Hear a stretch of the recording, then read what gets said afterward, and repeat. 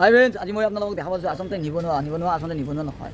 Mainly কথাটো আপুনি যদি ভাল কাম কৰিব পাৰে ন, তেতিয়া পইচা আছে। মই আপোনালোকক আজি মোৰ বন্ধুৱে বিজনেছ কৰিছে, অৰ্থাৎ মোৰ বন্ধু অৰ্থাৎ এখন দোকান দিছে। আপোনালোকক আজি মই দেখাবলৈ ওলাইছোঁ, অৰ্থাৎ দোকান দিছে কিয়? আজিকালি বহুতে চাকৰিৰ কাৰণে বা এনেদৰে ঘূৰি ফুৰি থাকে। মেইনলি চাকৰি কৰিলে যে চব বস্তু হ'ব, আপুনি এটা ভাল বিজনেছমেন হ'ব পাৰিলেও আপোনাৰ কামত দিয়ে। আজি মই আপোনাক তাৰে এটা উদাহৰণ দিব যাম। অৰ্থাৎ মোৰ লগৰ বন্ধু অৰ্থাৎ প্ৰাণজিৎ বুলি কয়, সি এখন দোকান দিছে, প্ৰথম দোকান দিছে তাক। আপুনি ইমান মানে কি হয়, বিজনেছ কৰিলে ইমান হাতত পইচা নাথাকে বাৰু, প্ৰথমতে সৰুৰ পৰাই ডাঙৰ হ'ব লাগিব। সেইকাৰণে মই আপোনালোকক দেখা পাইছোঁ মোৰ লগৰ বন্ধুটোৰ অৰ্থাৎ দোকানখন। আহকচোন যাওঁ। মোৰ বন্ধুৰ দোকান, এইখনে হৈছে দোকান। চাওক এইখনে দোকান, কি দোকান দিছে চাওক, এইটো হৈছে মোৰ বন্ধু অৰ্থাৎ প্ৰাঞ্জলে নতুন দোকান দিছে। এইখনে হৈছে নতুন দোকান, চাওক মই দেখিছোঁ এইখনে দোকান। চাওক প্ৰাঞ্জিত, কেনেকুৱা খবৰ? দোকান কেনিয়াই আপুনি ষ্টাৰ্ট কৰিলে?